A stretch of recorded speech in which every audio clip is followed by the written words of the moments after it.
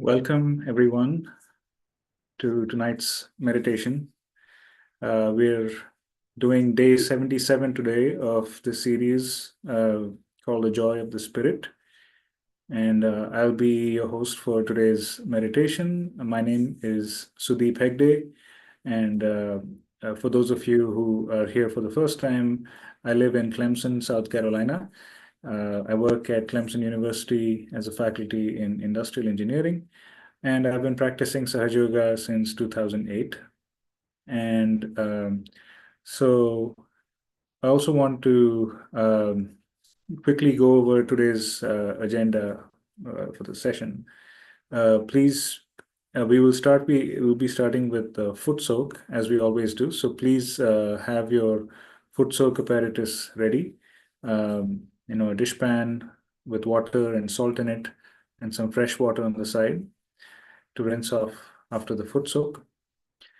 Now, if you are new or if you missed a few classes and you're here for the first time, please feel free to watch recordings. Every session is recorded. So we will share the links to the recordings at some point. You can also request one-on-one help in the breakout rooms after the class. So please indicate if you need one-on-one help with a Sahaja Yoga practitioner in a breakout room.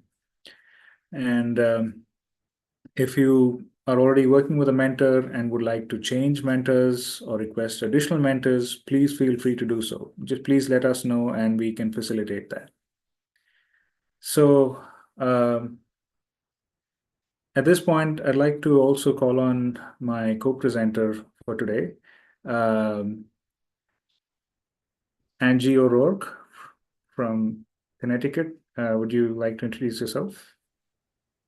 Hi, I'm Angie. I'm practicing Sahaja Yoga meditation since 1994. I'm originally from Austria, and now I'm in the US in Connecticut and enjoying my time here with all of you. Great. Good to have you, Angie. Thank you for coming on. So Angie will be leading the second half of the session today. So we will see her again. So let's talk a little bit about the theme for today's meditation. We'll be focusing on the aspects of the first energy center, the first chakra, known as the Mooladhara Chakra. The term Mooladhara itself means a root and the support. Mula means root, Dhara means support in Sanskrit. And this is really the foundation of our subtle system, which, as you know, consists of chakras and nadis. So it is a very important center because it is the foundation, and we can only grow, ascend higher when we have a strong foundation.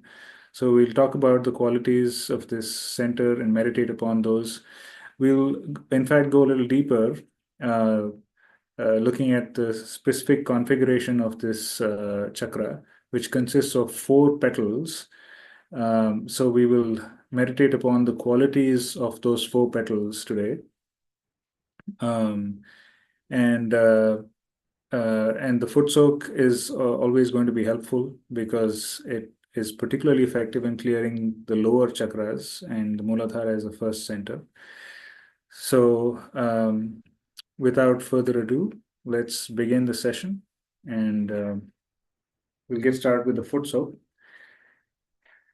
Now, if you're here for the first time, we start our meditation by using these hand gestures to raise the energy, the Kundalini, up above our 7th center, and then to balance ourselves by bringing the energy of the left to the right and right to the left at the level of each of the 7 centers. So we will start by moving the left hand up in front of us like this, and the right hand wraps around it. And we bring it up over our head and tie a knot to establish the Kundalini over the 7th center. So we'll do this again. And the second time, we will bring it up and tie 2 knots. And the third time, We tie 3 knots.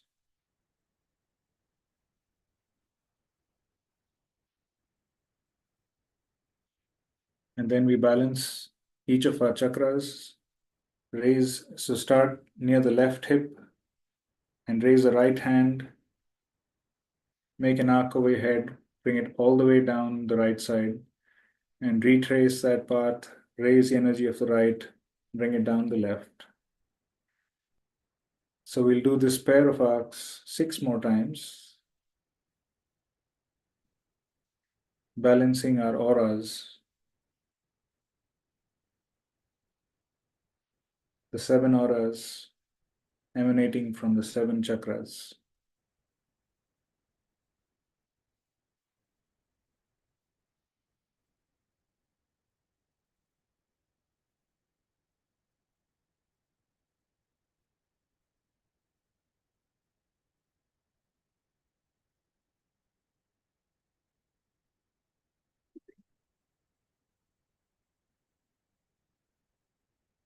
So let's bring our attention silently to the top of our head. This is where that connection is established. When we got our self-realization,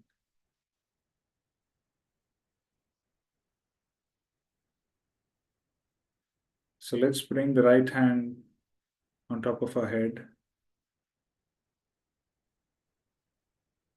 and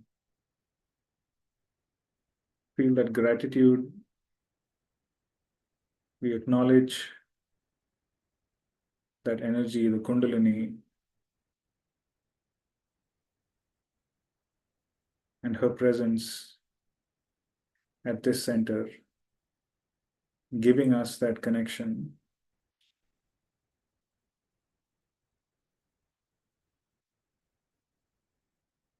We can raise the right hand a few inches over the head.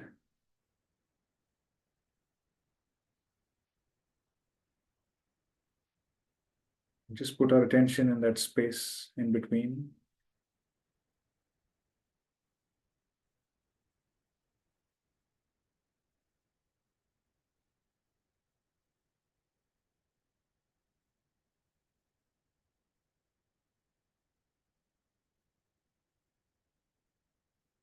And now we can bring the right hand over the water and rotate our hand clockwise to allow this energy that is flowing through our hands, our fingers, to charge this water and salt.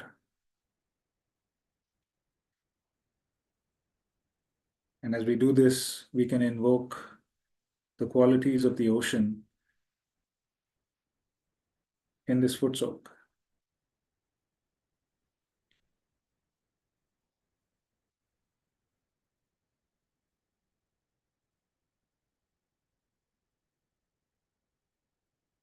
And now we can put both our feet inside the water.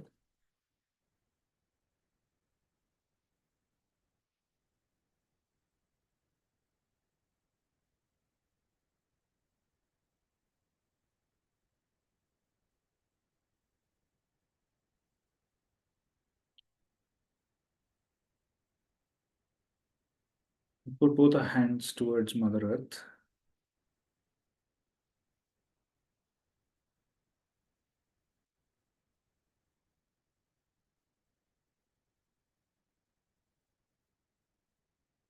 And ask Mother,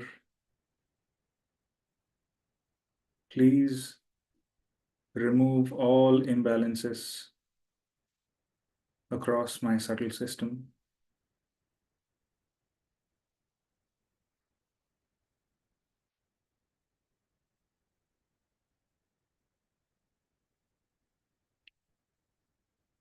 Make my attention, my consciousness one, one with the present.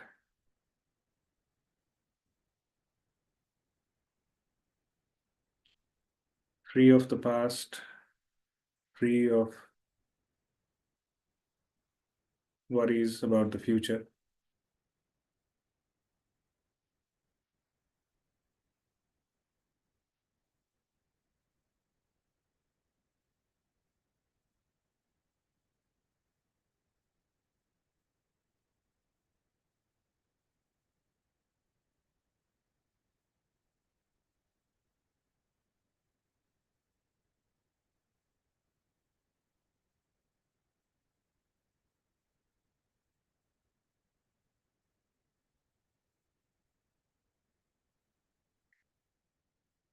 Please remove all imbalances on my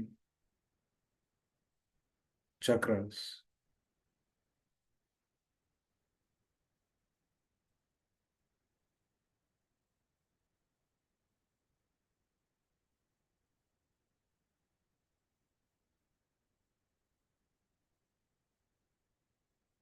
I surrender to your immense power to absorb.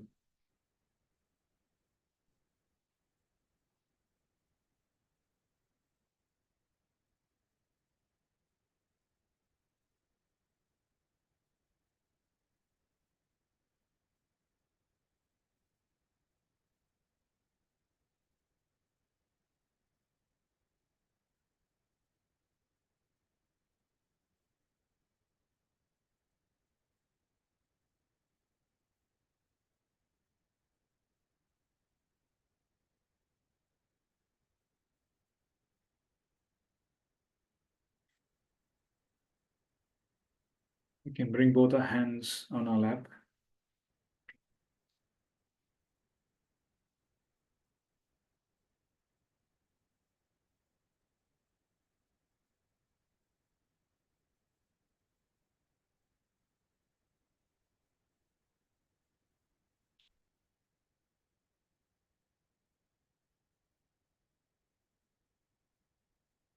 Let us now bring our attention on the first energy center, the Mooladhara,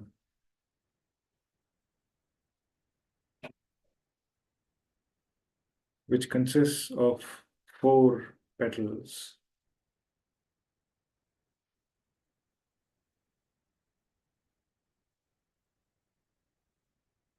Each of these petals has unique qualities.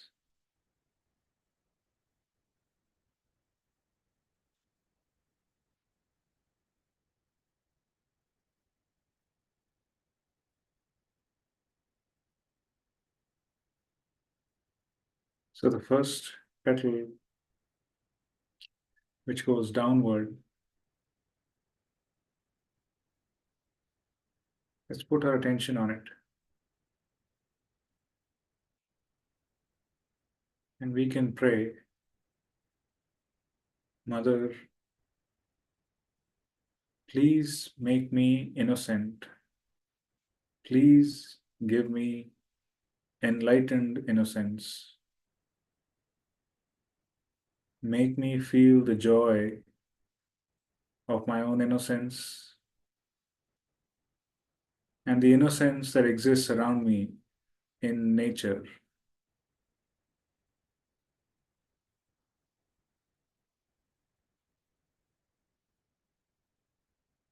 Let me be in harmony with the nature, with the universe.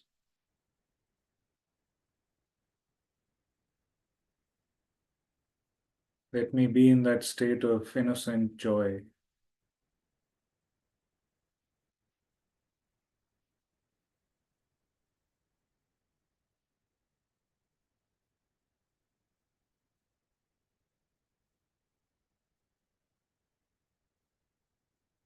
Let's move our attention now to the second petal going towards the left.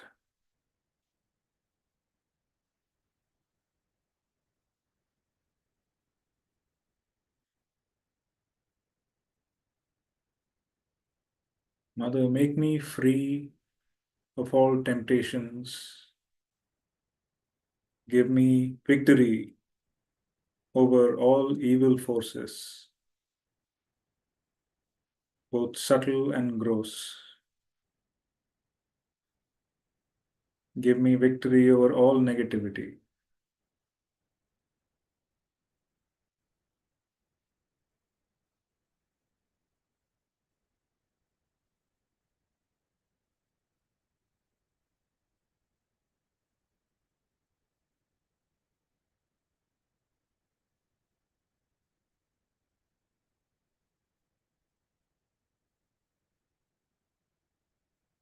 Let the power of my innocence and my purity dispel all negativity.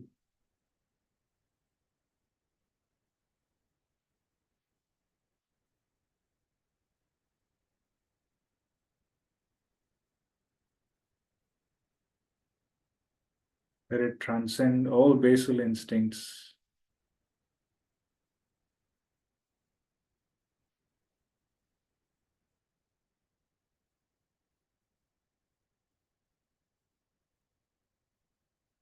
So I may enjoy my own purity and innocence.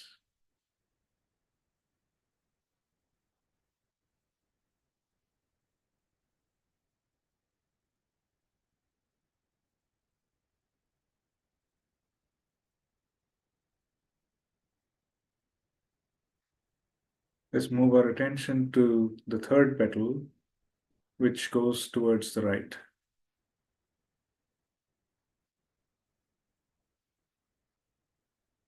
Mother, please give me humility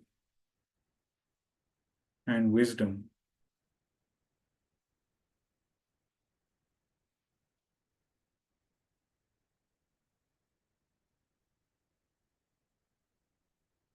Let me become humble in my own wisdom.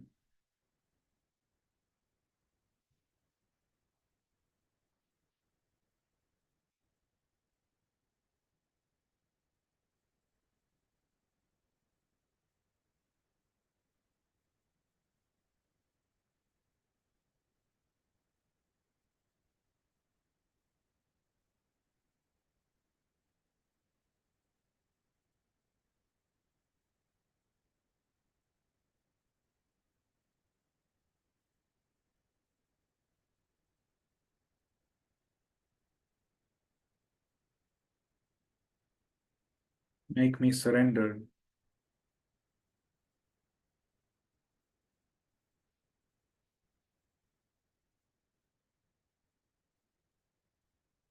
So that I am one with that divine wisdom.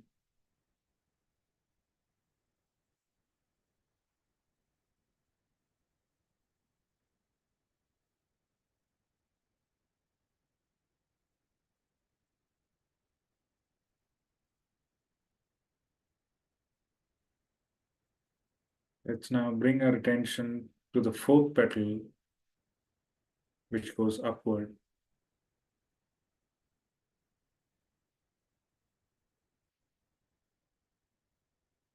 Mother, please establish righteousness in me.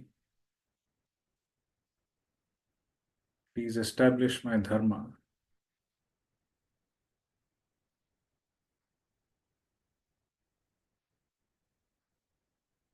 And make me fearless in my righteousness.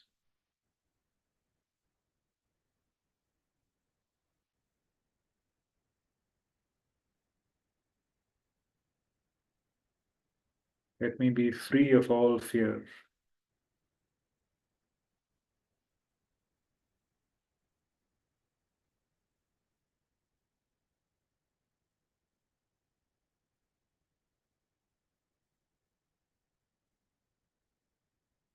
And make me collectively conscious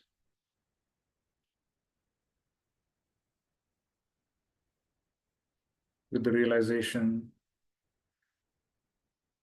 that I am a cell in this cosmic divine being, integrated with the whole.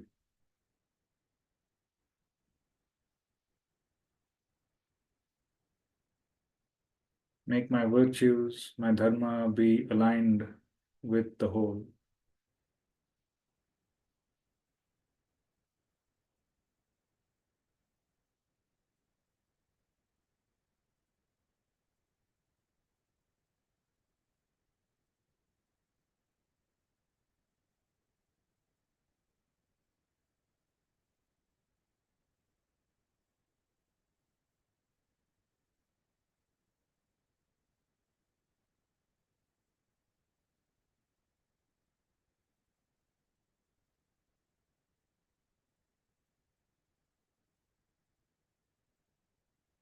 These are the qualities of the Mooladhara Chakra.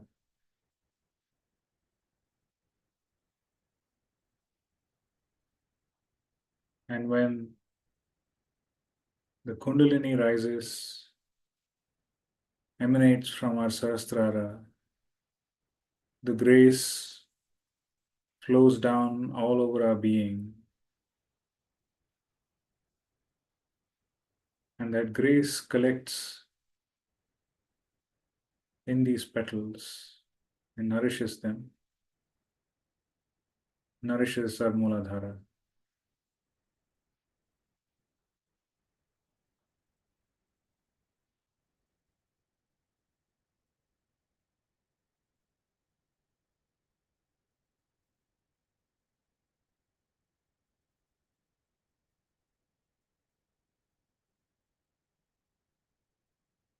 These qualities are all embodied in the deity Shri Ganesha, who is the primordial child,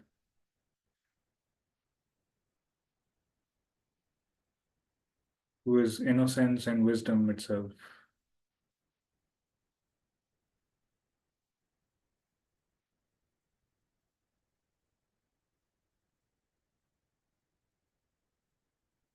So here we can say the mantra of Shri Ganesha. Om Tvameva Sakshat Shri Ganesha Sakshat Shri Adishakti Mataji Shri Nirmala Devi Namo Namaha.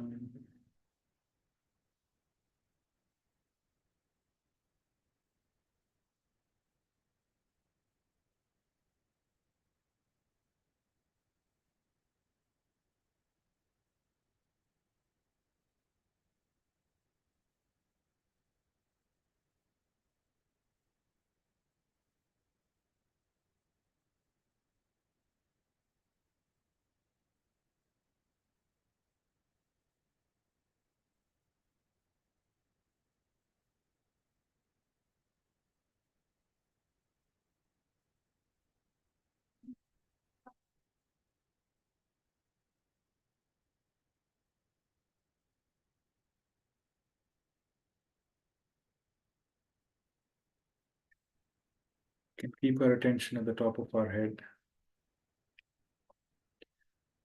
Just meditate silently for a few moments.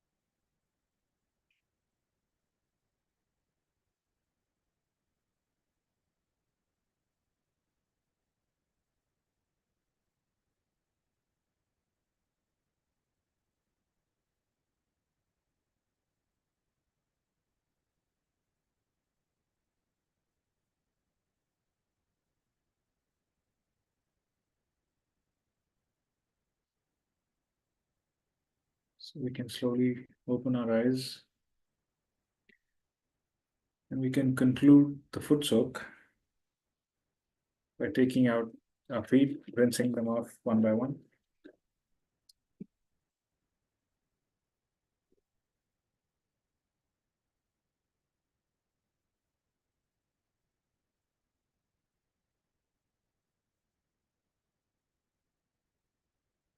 We can set the foot soak aside, the bucket aside, and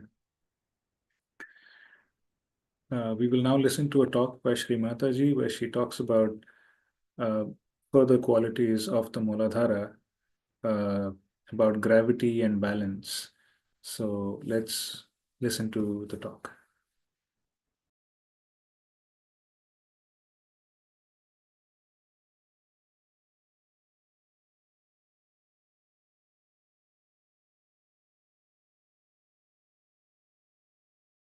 Dharma means balance. The one who has balance is the man who is dharmic, who is in the center. If you are in the center, say you take, a balance. It is called as balance it, but in Hindi it's called as tarazu. Now you hold it in the hand. It's called as balance. Can you imagine? Hold it in the center. The center of gravity of that balance is in the center. Now, if you go more on this side, this will go down, or you go on this side, it will go down. But if you are at the gravity point, you cannot move this side or that side. Can you imagine the gravity is coming from Mother Earth? And Mother Earth has made Sri Ganesha. So this gravity point within us is to be maintained. And this gravity comes very natural to human beings. But all of you should really learn to be very loving, gentle, kind, and concerned. Small, small things can make people happy, very happy, you see. When I try all these tricks myself, and you should also try these tricks, it's very simple. That one day gave a sari to a lady. So she said, Mother, how do you know I love this color? Because I've seen you mostly wearing this color, so I know you love this color. But did you see me? Yes, of course, I saw you. So these small things, you see, she was so heartened. She felt that Mother notices me because I've seen you. I mean, I see all of you. But I know about all of you because I'm concerned, I'm bothered about you. For everyone I know where you stand, what's wrong with you, what should be done, what you like, what you don't like. There's no harm in doing that. It's much better to have a better rapport when you understand what's the problem is. I immediately know what's the problem is. I know person who is dominating, I know person who is mistrusting, everything I know. And gradually I try to tell them in a very gentle way that this should be corrected. But you need not tell them. For you, there's a very simple method of giving bandhans and improving people. You don't have to worry about doing something very drastic about it or to tell them on the face. Only thing, if you give bandhan to them, you can do it. Now about this,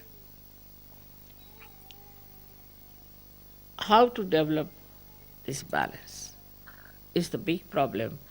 And I was thinking that I will talk about this later on to people in details, how to develop the balance in our character, in our nature.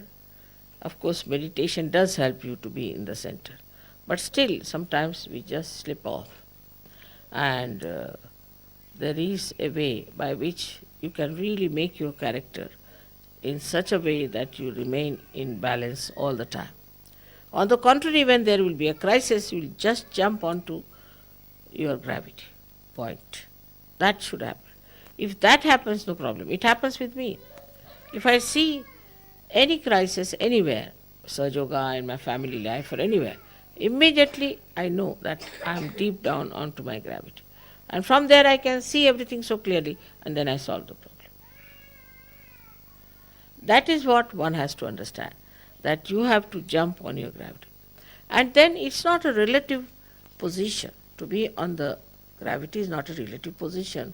That it is not that you have to compare yourself with others. No, you don't have to.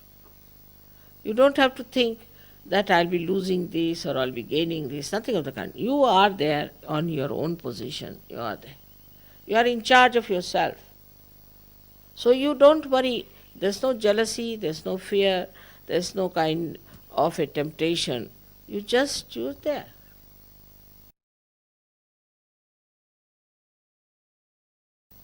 So you stand on your own gravity point, and nobody can disturb you. You should have no fear, nothing. Nothing to bother inside. As it is, you are all saints. What is there to bother? The whole Ganas, all the angels, all this all-pervading power is looking after it. Yesterday we saw a kind of a light which became miraculous light following us on both the sides of the car.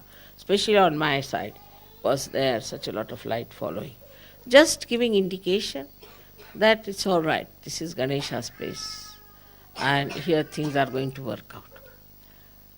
So you are placed so well, you have so many powers within yourself, and which you can express very well. Fearlessly, you can have it within yourself. Anybody who tries to trouble you will be looked after by this all-pervading power. You don't have to do anything about it.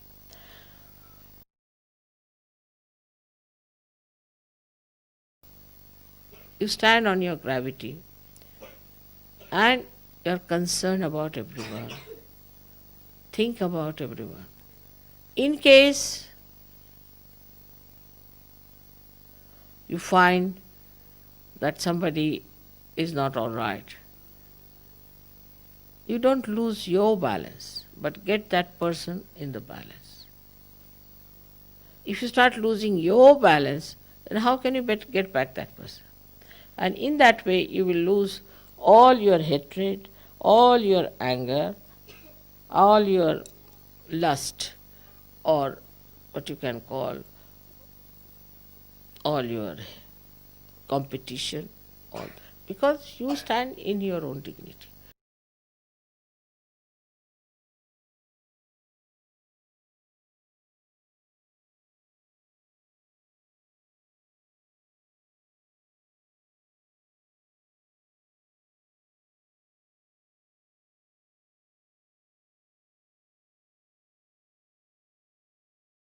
We'll continue to stay in meditation for another minute. We can keep our eyes closed. Try to be in silence.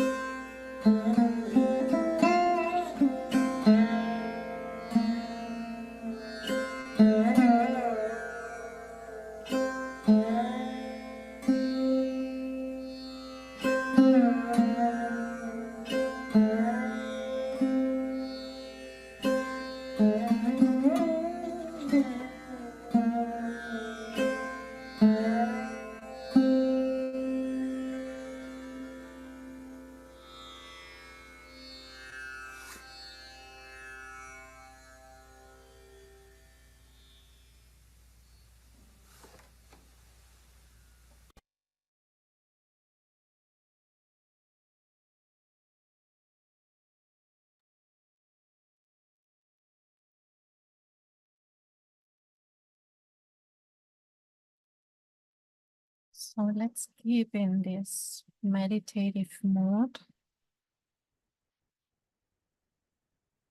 And we will go a little bit deeper in the meditation on the Mooladhara.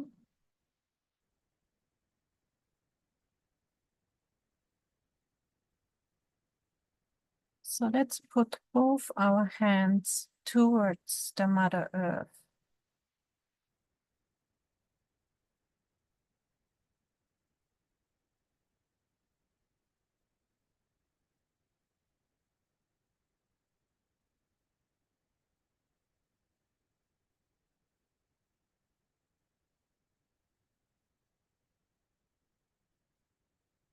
And let's put again our attention on the petal that goes to the back. So the Mooladhara is below the spine. And the petal that goes back, which gives us the balance and the harmony.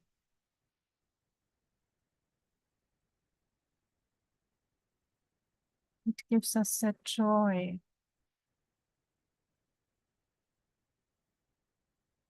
Also the joy about our own innocence.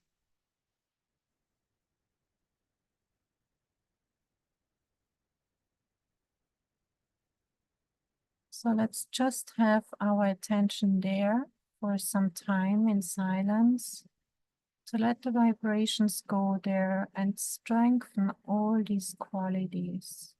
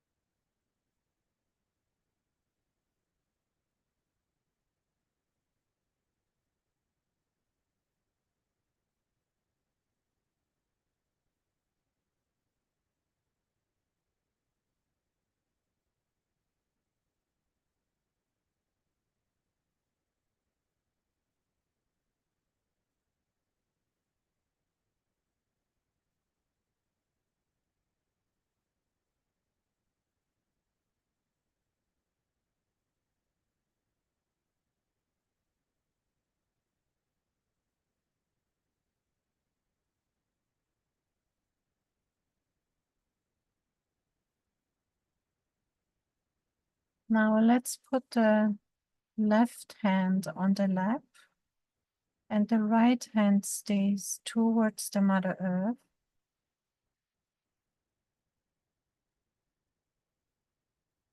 And now we put the attention on the left petal of the Mooladhara.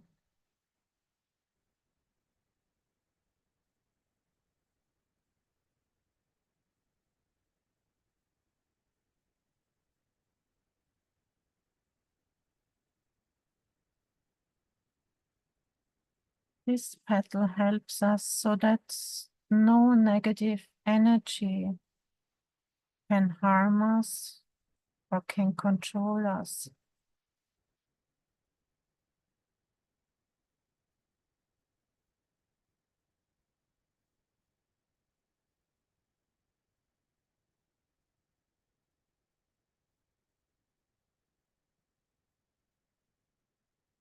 We become the complete masters over ourselves, where nothing can disturb us, no matter what is around us. So let us give some loving attention to this petal by just feeling that place.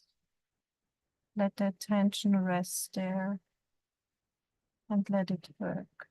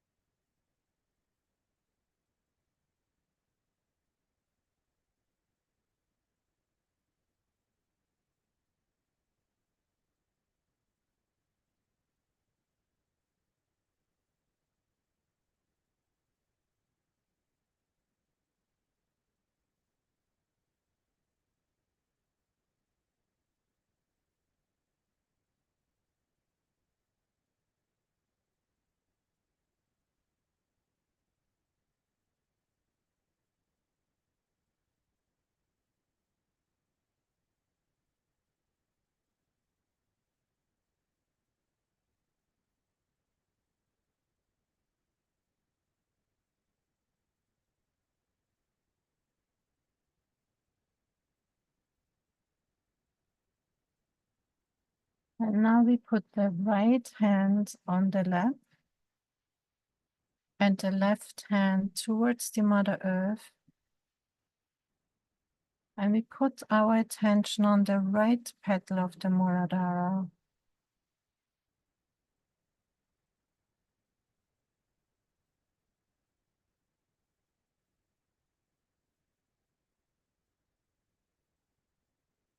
This gives us the humility. It makes us humble. It gives us the wisdom. And it gives us the knowledge.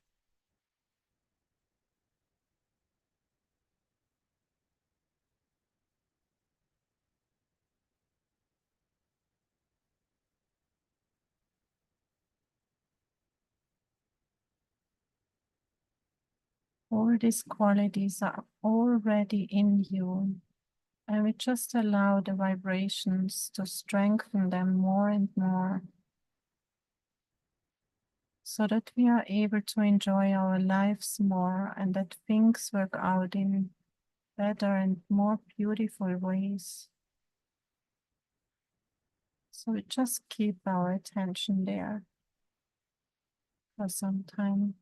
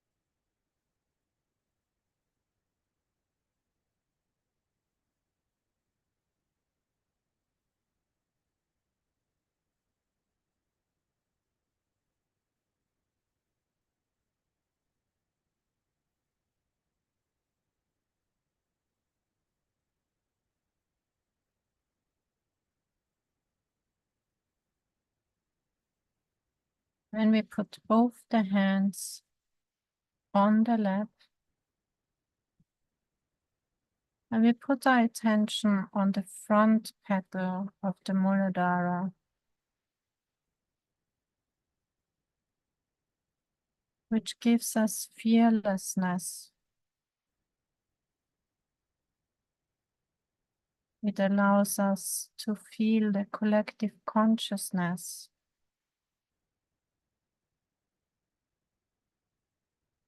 and with it, to feel our inner boundaries and not to overcross the boundaries of others. And let's keep our attention there so that the vibrations go in and strengthen it.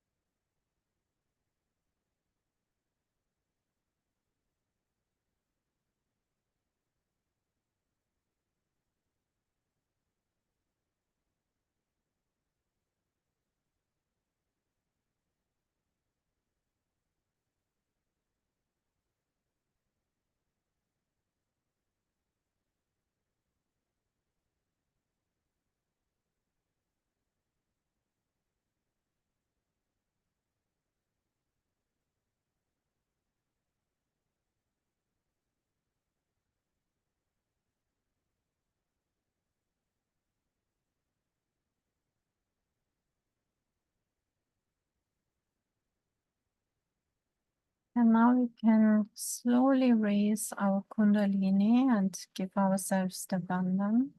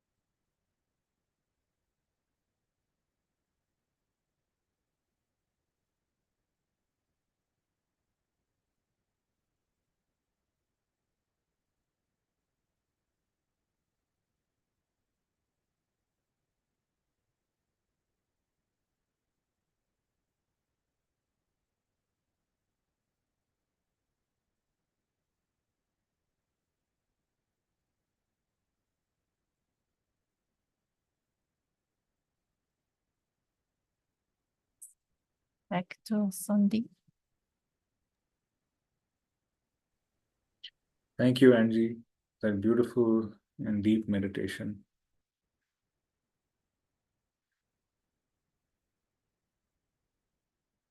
So can we have the slides, please?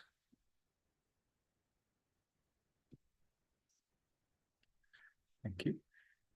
So,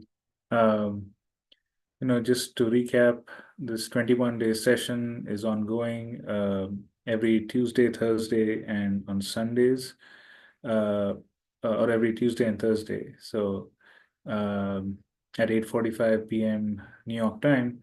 And then we also have foot soak with meditation for 30 minutes on Mondays, Wednesdays, and Fridays at the same time with the same Zoom link.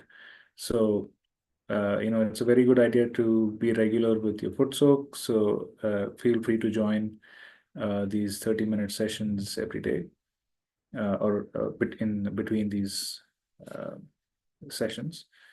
And so the next meditation is on which is day 78, is on Thursday. The theme for that is the musical journey up the central channel.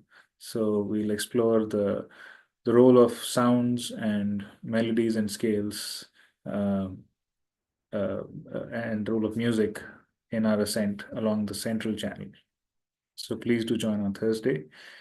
And once again, if you are here newly, please feel free to request a mentor. You have the opportunity to work with an experienced Sahaja Yoga practitioner.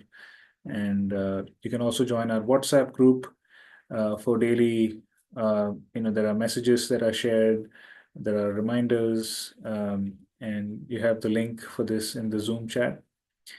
And if you want to access these recordings of these sessions and handouts associated with these sessions, you can use this link or you can scan this QR code. And if you have questions, either about today's session or generally about your practice or about Sahaja Yoga, there are multiple ways to ask these questions. If you would like to discuss, if it's of a more personal nature, if you want to work individually with somebody, you can write in the chat to breakout room help. So you can send that message individually there, and you'll be assigned a breakout room, and you can chat with a Sahaja Yoga teacher. Or you can write to chat Q&A, and somebody will help with your question. And if you have questions for us presenters today, you can write to me, Sudeep Hegde, in the chat, and I will bring it up as we get to the Q&A session shortly. All right, with that, let's call Angie back, and the rest of what the session today in the main room here, we're going to have a little bit more of a freewheeling chat. We have a few questions to discuss around the qualities that we meditated upon today. So let's quickly see if there are any questions for us in the chat.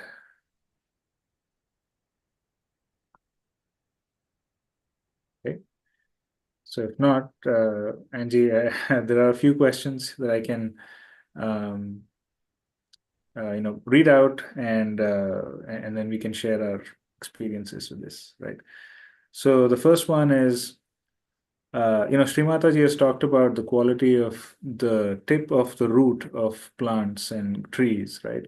How it is so tender and so soft, and yet it makes its way through rocks and mud and dirt and everything that's in the soil to get to the point of where there is nutrients and water and nourishes the entire tree. And that's how growth happens. So that's a beautiful metaphor for our own ascent as well. So how have you experienced the quality of innate wisdom of a root tip developing in your life over the years as you have practiced Sahaja Yoga? It's a beautiful question. Yeah. So I wanted to share, like when I started at the very beginning, with the Sahaja Yoga meditation practice. So I thought that I was a very spiritual person. And so when I came and then people tried to tell me things, that I should learn, then I had very much the habit to always know better because I thought, well, I know it all. And so then what happened after some time when I was already practicing, and you are getting guided in a way too. So one day someone wrote me a very aggressive email. And I was like in shock. I was totally in shock when I read it, and I did not understand why I would get such an email. But here was the part, when your inner master starts telling you something. And that was a moment that was really a milestone, in my spirituality and also developing this wisdom. Because I thought, okay, I have now the choice. I can write back as nasty and aggressive as this, like just punch back. Or I could choose to accept what was written to me. And the thought was that came, we always, every single human being knows exactly what's wrong with everyone else. And we can pinpoint that in every person. But when it comes to ourselves, that's the hardest thing to do. And I thought, your friends will never tell you the not so nice things. And these people who are not so very fond of you, they have no problem to tell you everything into your face. So I thought, whatever this person wrote, and even although it was aggressive and very hurtful, I decided to accept it and to listen to it. And it was a very, very hard thing to swallow and to do, but I did that.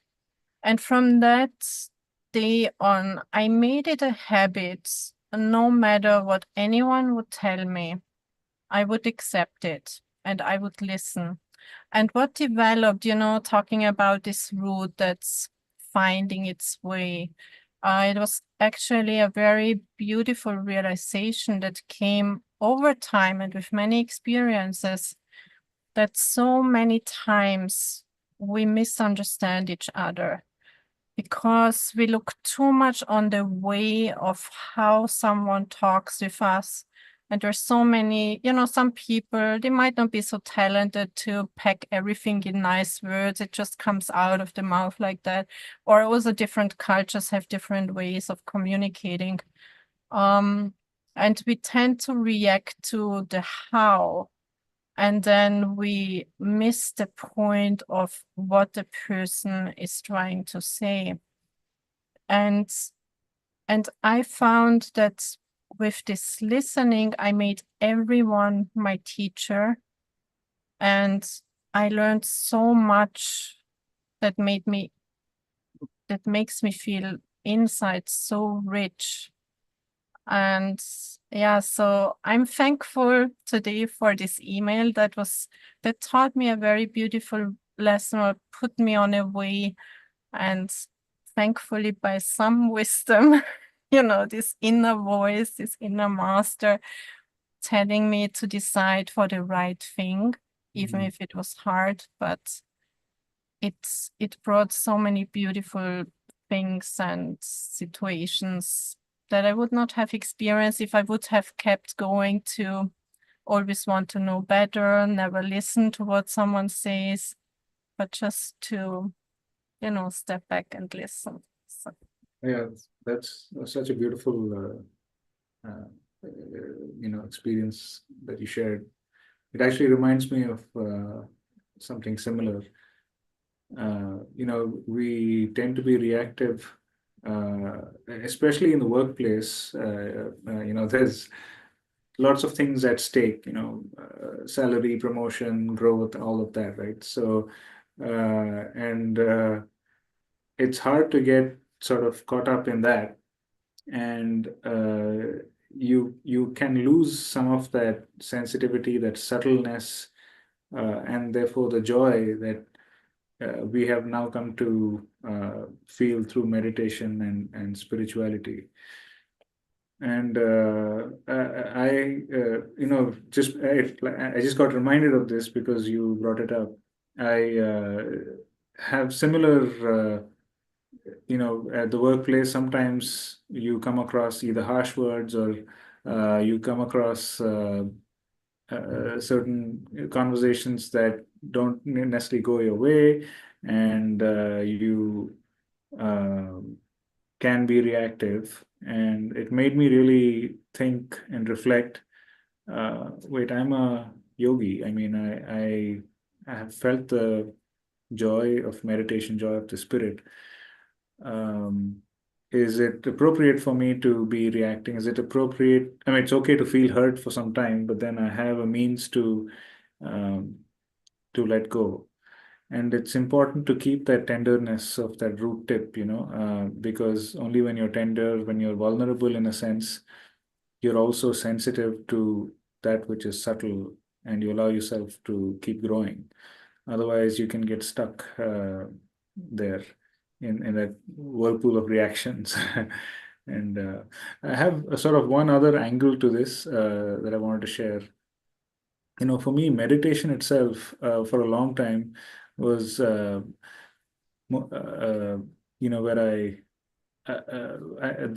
I think I was able to practice some amount of detachment and surrendering to and be able to be in meditation. But somehow there was a dimension that was, I think, missing. And I realized it when I saw how my wife meditates and takes to spirituality. And her approach is very different. I tend to be very intellectual and is kind of using my rationality a lot. She's her heart is much more open, and she kind of showed me what it means to be in a state of feel the love of the divine, and I realized that it's surrendering and love actually go hand in hand. It's important to feel that love, feel that divine love within yourself, and to be able to show it to others as well. Um, and just meditating on that quality, trying to open your heart and understand what that means, trying to feel that joy, trying to feel that awe, is goes a long way in opening up uh, your channels for growth. So yeah, I just thought I'd share that. So there's one quick question in the chat. What is a quick morning meditation? B has asked.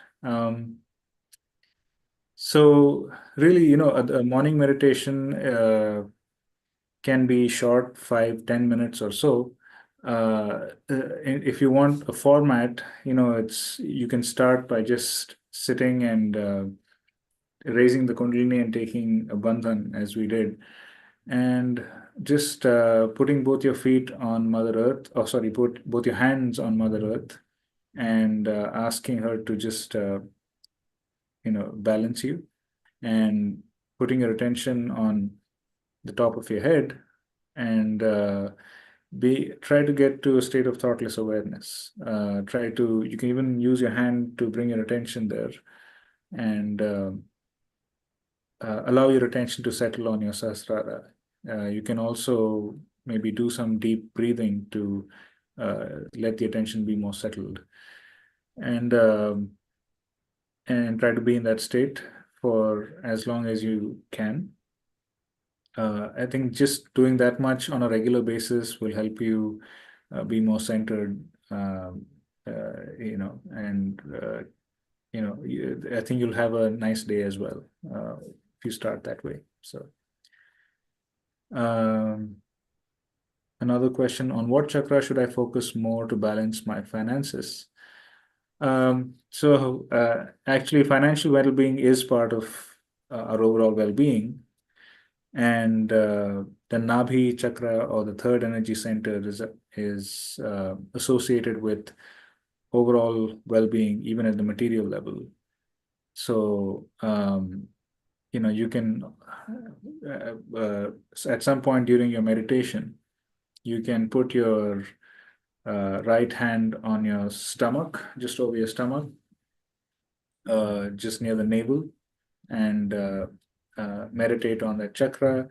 You can ask the Kundalini to give you that state of balance in your financial well-being, in your household, family, and just overall balance in life. So there are sessions, there are recordings on the Nabhi. If I don't know if we can provide you that specific link, but or I'm sure we will get to that chakra during this program as well. So I'll move on to another question. The third petal integrates truth, wisdom, and knowledge with humility to God. How do you understand the role of humility in relation to these other qualities?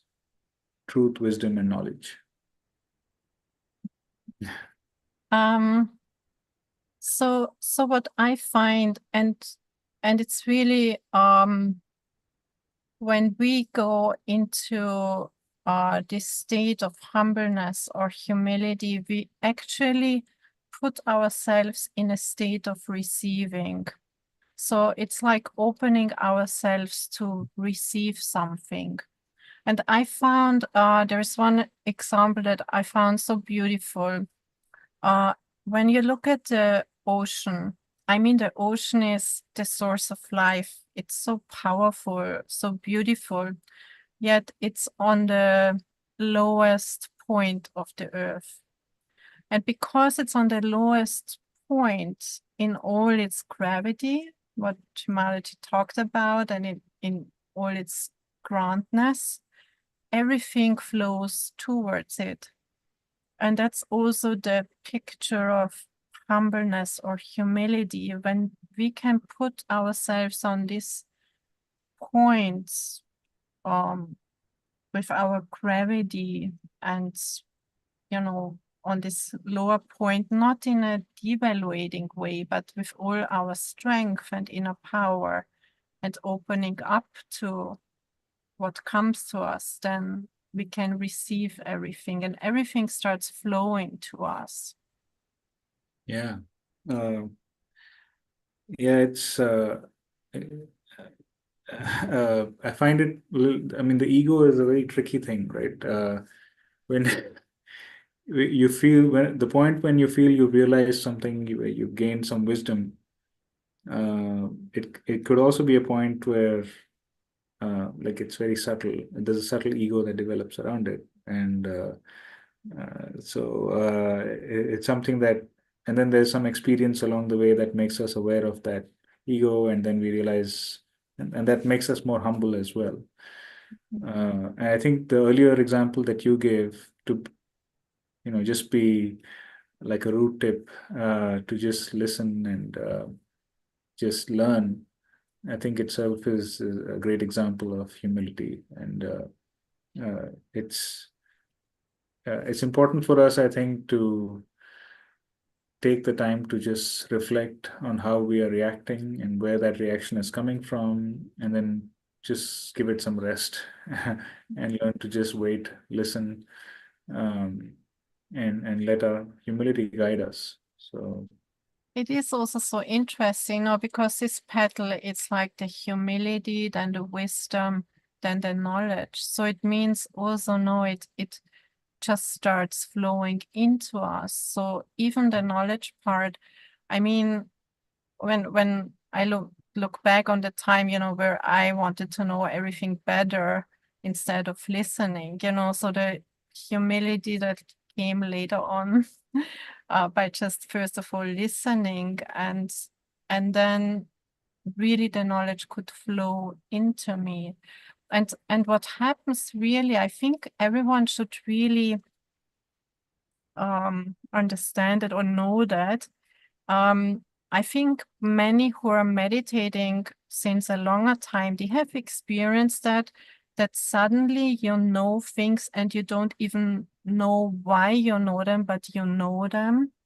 And even when you meet people and you look at them and the knowledge comes to you and you know something about the person, you don't know how you know it, but you know. I mean, even to that extent, the knowledge comes, and then you talk with the person is so like, wow, how did you figure that out? So it's a lot is happening when we strengthen these petals, which is so amazing and beautiful, the qualities that start acting in us. So Yeah, that is so true. So I'll move on to the next question. In Sahaja Yoga, we use the Sanskrit word dharma to refer to staying within the boundaries of good conduct. Dharma or righteousness is a quality of the Mooladhara and also of the void, right? So, does this play out differently in different situations and in the different roles that you play in life? So I guess, how does dharma manifest in us? And it's also interesting that the quality of the Mooladhara is also, like many of the qualities of the Mooladhara are reflected on other chakras, or the chakra, like the collective consciousness of the Vishuddhi is also reflected in the Mooladhara. Dharma in the void is also in the Mooladhara. I don't know if you've, can you comment perhaps on the connection between, or perhaps meditating on the Mooladhara, developing some of these other qualities? So in general, I mean, it's a very deep, a big topic, Dharma, and the Mooladhara, yeah, because it's connected with all the other chakras, so you could talk about each one for a long time. But maybe also to make, because today I was thinking about it, and it's something again so grand that we receive when our Kundalini is awakened, because I come from a Christian background, and there we have the 10 commandments. So it's kind of, you're given the moral values that you should follow to lead a balanced life. And, you know, and everywhere you have these rules that makes living together better and more joyful. So usually what happens is that we try to follow that, but we have to put in an effort, and then it's not so easy. And we see that, you know, on all levels of the chakras too, you know, like maybe when we get a chance to grab some money that might not be really ours, but it's somehow a possibility, we might do that, or even if we know we should not, or other things, you know, there can be so many things. But what happens when the Kundalini awakens, we actually don't need to put this effort and fight with our, in Austria we say, with our inner demons. Yeah. But actually what happens is that the Kundalini itself makes these inbuilt values so strong that we don't want to go against them. We feel that. So I find now, like nowadays, for instance, like, I don't know, just a very simple example. If I would find $100 bill on the street, I would not take it, you know, even I could, or so maybe I would pick it up, put it somewhere, and thinking maybe the person comes and searching for it, or another person who needs it will take it. But I would just not be able to take it. I maybe, before I started meditating, I would say, oh, well, it's here, so I take it. It's a small thing, but it's just to say it happens in us that we don't even have a desire to be different, or we suddenly feel, I don't feel I need more money because I'm satisfied. I don't feel I need to run after relationships because I enjoy the one that I have. I don't need to put my attention out anywhere else. I don't need to um I don't know, go in the pub and drink so to feel relaxed or feel happy, because I can do it like that.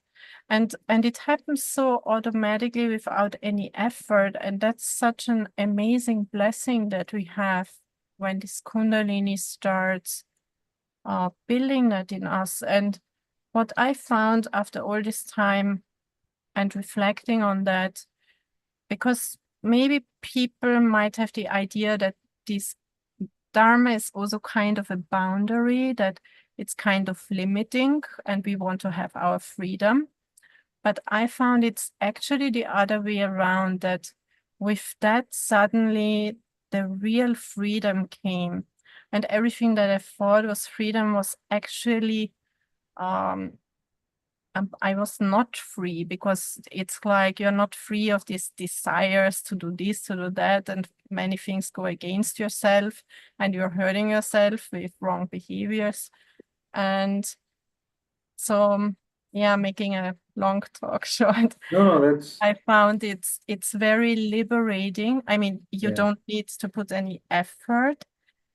You automatically become a person who wants to be good because you enjoy it so much, because it's so beautiful. You feel incredibly free inside.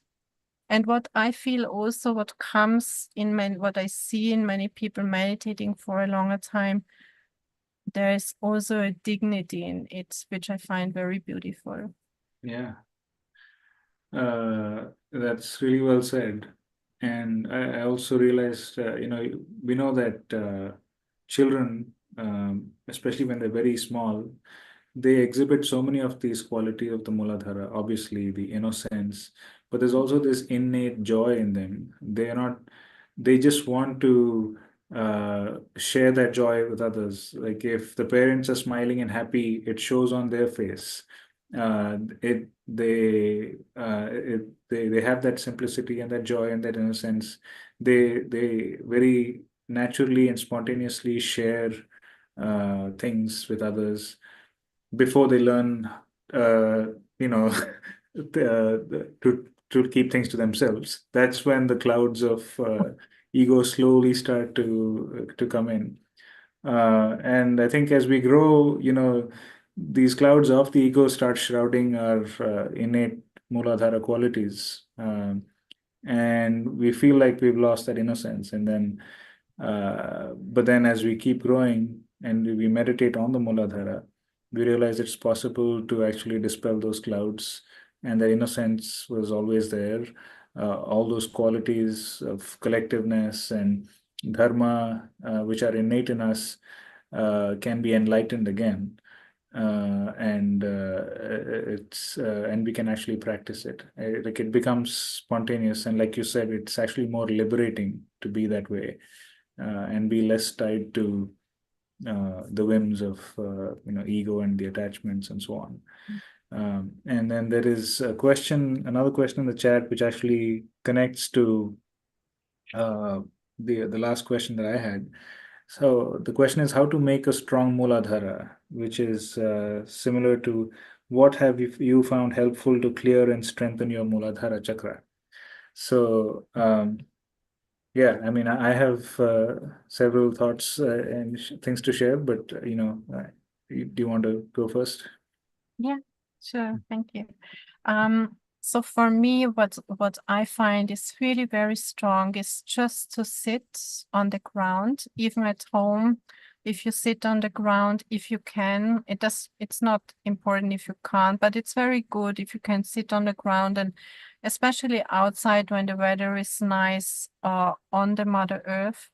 And I find here in America, the element of the Mother Earth is very, very strong. So it helps you tremendously.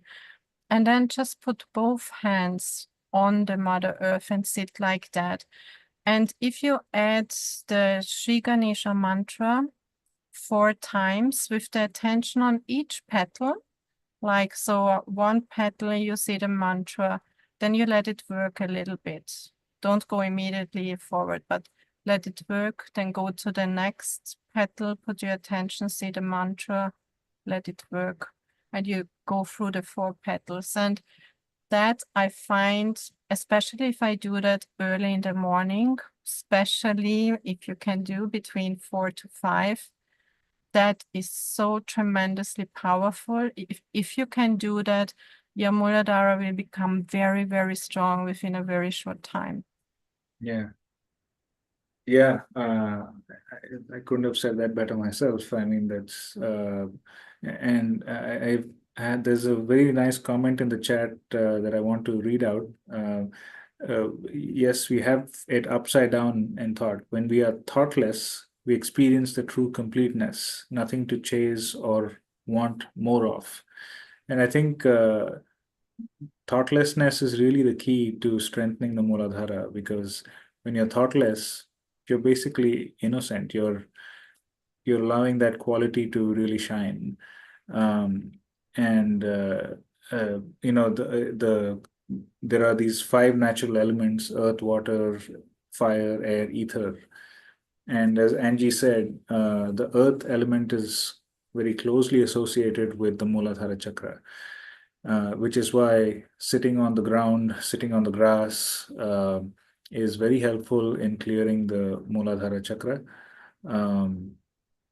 Shri Mataji has also said, and I found this to be true, that a person in whom the Mooladhara Chakra is strong, who has that real quality of innocence, that person has a fragrance. You can actually smell, like actual fragrance emanates from that person's body, just like the fragrance of the soil, I've seen this in babies. Well, I have 2 kids, and for at least the first few weeks after they were born, like you just entered the room and there was this natural fragrance, not because of any powder or anything like that. It's like it was just a natural fragrance. It is the literally the fragrance of innocence. So we can certainly take advantage of these elements. Earth, the foot soak is also very helpful in clearing the Mooladhara and the lower chakras especially. But meditation in the morning, especially between 4 and 5, more than just clearing, it is also strengthening the Mooladhara, because it really helps you go deeper in that thoughtless state and let your innocence shine. So thank you for sharing that, Angie, and thank you for sharing these beautiful comments in the chat. I think that's all we have for today. Thank you all for coming today and joining, and hope you enjoyed this meditation. And we hope to see you on Thursday for the next session. Have a wonderful night, and keep meditating. Thank you.